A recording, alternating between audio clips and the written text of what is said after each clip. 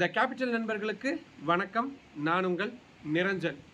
வட இந்தியாவில் திருமணங்களில் ஐயர்கள் இருக்கக்கூடிய அளவுக்கு இப்போது டிமாண்ட் அப்படின்றது ப்ரைவேட் டிடெக்டிவ்ஸ்க்கு ஏற்பட்டிருக்கு. ஏன்னு உங்களுக்கு தோணும். அதைத்தான் இந்த வீடியோவில் நம்ம விரிவாக பார்க்க இருக்கிறோம். மத்திய பிரதேசம் போபாலை சேர்ந்த ராஜா ரகுவன்ஷி அவங்களுடைய இளம் மனைவியான சோனமாலேயே ஹனிமூனுக்கு போன இடத்துல கொடூரமான முறையில் கொல்லப்பட்டது.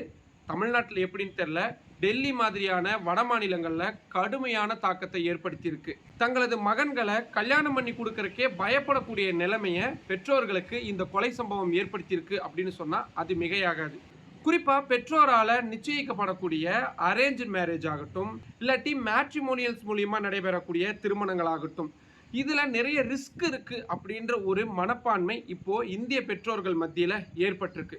காரணம், அடுத்தடுத்து நடைபெறக்கூடிய இப்படியான கொலை சம்பவங்கள். நம்ம தினம்தோறும் செய்தித்தாள்களையும் சரி, தொலைக்காட்சிகளையும் சரி, இப்படியான கொலை சம்பவங்கள் தொடர்ச்சியாக வந்துக்கிட்டே இருக்கிறதுனால எங்கே தன் மகனுக்கும் இப்படியான நிலைமை ஏற்பட்டுருமோ அப்படின்ற ஒரு அச்சத்தின் விளைபாடாக அந்த கட்டி கொடுக்க போகக்கூடிய மணப்பெண் பின்னணியை ரொம்ப தீவிரமாக ஆராய்ச்சி செய்ய தொடங்கியிருக்கிறாங்க இந்திய பெற்றோர்கள். இதுக்காக அவங்க பிரைவேட் டிடெக்டிவ்ஸை நாட தொடங்கியிருக்கிறாங்க.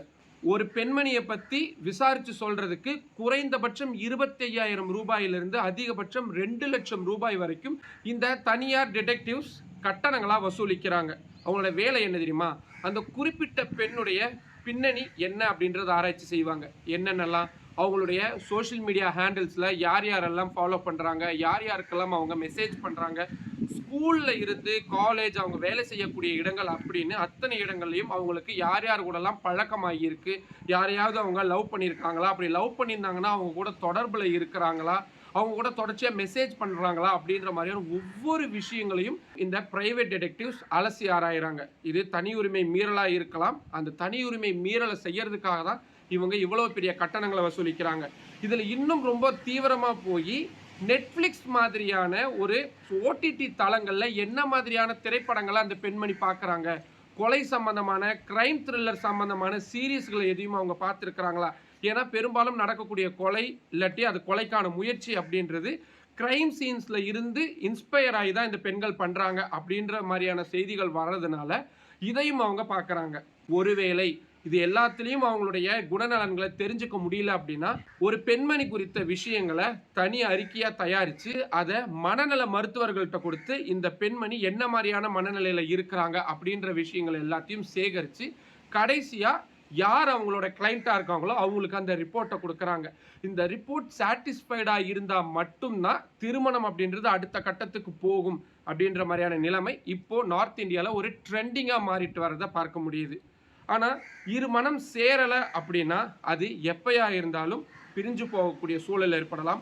அதோடைய எக்ஸ்ட்ரீம் வேர்ஷன் அப்படின்றதான் கொலை வரைக்கும் போகுது. ஆனால் இந்த கொலைக்கான விஷயங்களை வெறும் அந்த பெண்மணியுடைய உளவியல் சார்ந்த விஷயமா மட்டும் சுருக்கி பார்க்காம அந்த பெண்ணுக்கு சமுதாய ரீதியில் ஏற்படக்கூடிய விஷயம், இல்லாட்டி ஒரு குடும்ப உறவுகள் மீது சமுதாயம் போடக்கூடிய அதீத ப்ரெஷர், சேர்ந்து வாழ்ந்தால் மட்டும்தான் சொசைட்டியில் மரியாதை இருக்கும் அப்படின்ற மாதிரியாக கொடுக்கக்கூடிய மறைமுக ப்ரெஷர் அப்படின்றது தான் இப்படியான அசம்பாவித சம்பவங்களுக்கு காரணமாக இருக்குது. நம்ம வன்முறையோ கொலையோ எந்த வகையிலையும் நியாயப்படுத்தலை. ஆனால் இப்படியான அசம்பாவித சம்பவங்களுக்கு பிரைவேட் டிடெக்டிவ்ஸை வைக்கிறதன் மூலியமாக எல்லா விஷயத்தையும் கண்டறிஞ்சிட முடியும் அப்படின்னா உலகத்தில் எங்கேயுமே கொலை கொள்ளை நடக்காது அப்படின்றது தான் நிதர்சனமான உண்மை. ஒருவேளை இந்த மாதிரியான ட்ரெண்ட் உங்களுக்கு என்ன மாதிரியான கருத்துக்களை கொடுக்குது? உங்களுக்கு தோணக்கூடிய கருத்துக்களை கீழே கமெண்ட் பாக்ஸில் சொல்லுங்கள். மற்றும் ஒரு வீடியோவில் சந்திக்கலாம். நன்றி. நம்மளோட த கேபிட்டல் சேனலை இன்னும் நிறைய பேர் சப்ஸ்கிரைப் பண்ணாமல் பார்த்துட்டு இருக்கீங்க. உங்களுக்கே தெரியும், உங்களுடைய ஆதரவின் அடிப்படையில் தான் இந்த சேனலை நான் ரன் பண்ணிகிட்டு இருக்கிறேன். இப்போ நான் சொன்ன இந்த தகவல்கள் எல்லாம் மற்ற ஊடகங்களில் உங்களால் பெரிய அளவில் பார்க்க முடியாது. ஆனால் இவ்வளவு முக்கியத்துவம் வாய்ந்த விஷயங்களை தமிழ் மக்களுக்கு கொண்டு போய் சேர்க்கணும் அப்படின்றதுக்காக தான் டெல்லியிலேருந்து இந்த சேனலை நான் ரன் பண்ணிக்கிட்டு இருக்கிறேன். இதுக்காக நான் உங்கள்கிட்ட இருந்து எதிர்பார்க்கறது உங்களுடைய ஆதரவு மட்டும்தான். நம்ம சேனலை சப்ஸ்கிரைப் பண்ணுங்கள், நம்ம வீடியோஸை நிறைய பேருக்கு கொண்டு போய் சேருங்க, லைக் பண்ணுங்கள், கமெண்ட் பண்ணுங்கள், உங்கள் ஆதரவை அதிக அளவில் தாருங்கள். நன்றி.